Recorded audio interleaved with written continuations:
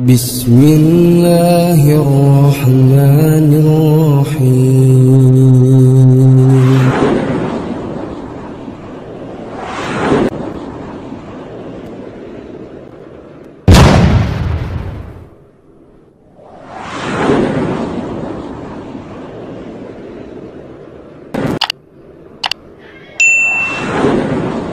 Di sini kami akan membacakan deklarasi untuk pencabutan baiat.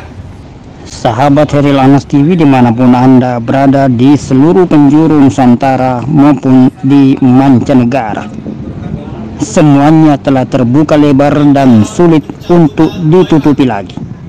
Ibarat air yang telah meluber tumpah ruah, ditutup pun percuma, sudah terlanjur basah semua. Demikianlah keadaan keamiran Islam Jamaah LDII. Meskipun para pembesar keamiran maupun keorganisasian membantah tidak memiliki amir, tidak ada baiat, namun sudah terlanjur terbuka dan telah diketahui oleh semua halayak umum bahwa di dalam LDII Islam Jamaah ada sistem keamiran, ada baiat kepada sang imam.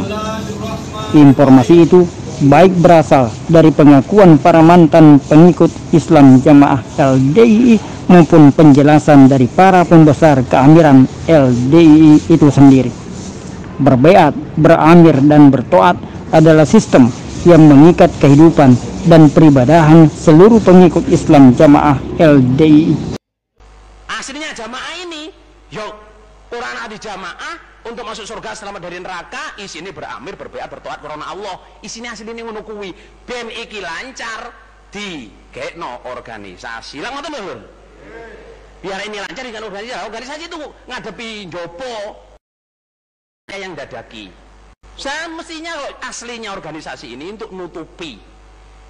Aslinya jamaah ini, yuk, orang di jamaah untuk masuk surga selamat dari neraka, isini beramir, berbaiat, bertoat karena Allah. Isini aslinya ngono kuwi. Baiat kepada imamnya adalah syarat sahnya keislaman menurut pemahaman para pengikut Islam Jamaah LDII. Syahadat, ya. Syahadat itu syarat mutlak orang jadi Islam harus membaca syahadat. Cuman nggak sekedar membaca syahadat. Syahadat itu harus diucapkan di depan imam, yang imam itu akan ngurusi kita sampai kita mati atau dia mati, ya toh? Yang akan ngurusi agama kita, memberi ilmu kita. Baru syahadat itu sah, dan itu adalah imam yang dibaiat. Kalau zaman Nabi ya Nabi. Bisa dipahami nama batin lur? Jadi kita nggak akan bisa Islam kalau nggak punya imam. Karena apa? Kita nggak akan bisa mengucapkan syahadat. Sebab mengucapkan syahadat yang sah itu harus di depan imam yang dibaiat. Dan dari sinilah munculnya pemahaman takfiri di kalangan warga Islam Jamaah LDII itu, bahwa hanya orang-orang yang termasuk di dalam kelompok keamirannya saja yang dianggap sebagai orang Islam atau orang yang beriman. Selain anggota kelompoknya dianggap kafir semua. Pertolongannya kita bisa bermasyarakat, tapi nggak berarti dengan dalam kita masyarakat kita campur. Karena sudah pisah. Loh, kenapa kok pisah? Mereka nggak berjamaah, nggak punya imam. Nah kita berjamaah. Nah itu beratnya orang tapi jamaah. Ini konsekuensi secara hukum. Nah Di tengah-tengah. Nah ini di atau pemahaman ilmu hukum dan ilmu gabung pas banget. Konsekuensi secara hukum sekarang. Kalau kita menyatakan beramir keamanan ini, berarti konsekuensinya yang tidak itu firqah semua dan itu musuh. Lah musuh ya. Salat tidak kita kita anggap sah. Warisan tidak kita beri. Lah cara mampu perang perangi. Lah cara mampu perang perangi. Memang benar, di dalam organisasi LDII tidak ada pembaiatan. Untuk menjadi pengurus maupun anggota organisasi LDII, seseorang tidak perlu dibaiat. Akan tetapi, untuk menjadi pengurus ataupun anggota organisasi LDII, seseorang harus menjadi warga Islam jamaah terlebih dahulu. Atau dengan kata lain, hanya warga Islam jamaah saja yang boleh menjadi pengurus ataupun anggota LDII, dan semua warga Islam jamaah adalah orang-orang yang telah berbaiat kepada sang imam. Dengan kata lain, untuk menjadi pengurus LDII harus berbaiat terlebih dahulu kepada imam besar Islam jamaah. Bila dikatakan di dalam LDII tidak ada keimaman, hanya ada ketua umum, itu memang benar.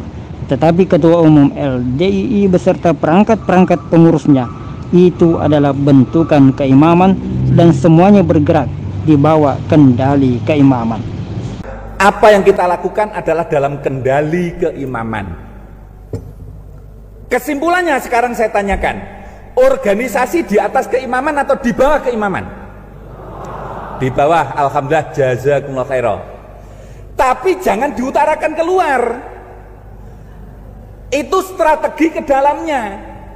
Strategi ke dalamnya adalah kita ini di bawah keimaman, dalam kendali keimaman.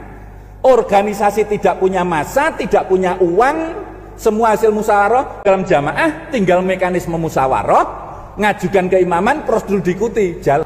Oleh karena itu saudara-saudara sekalian, kita harus tahu positioning dari organisasi itu, yaitu sekali lagi saya simpulkan di bawah keimaman. Tapi keluar kita harus merasa menjadi orang nomor satu. Harus begitu. Inilah kenapa harus memiliki kefahaman double.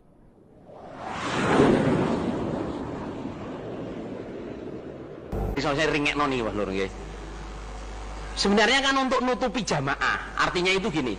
Organisasi ini membungkus jamaah ini supaya di dalam ini tetap kemurnian dijaga. Kalau yang keluar saya yang dadaki. Mestinya kan gitu aslinya. Dan ini kami selaku mantan pengikut Islam jamaah, dan saat ini bernama Lembaga Dakwah Islam Indonesia, atau LDII, dengan kesadaran penuh, tanpa paksaan, dan dengan itikad baik, untuk kembali ke dalam rumah umat Islam, yang rahmatan lil alamin,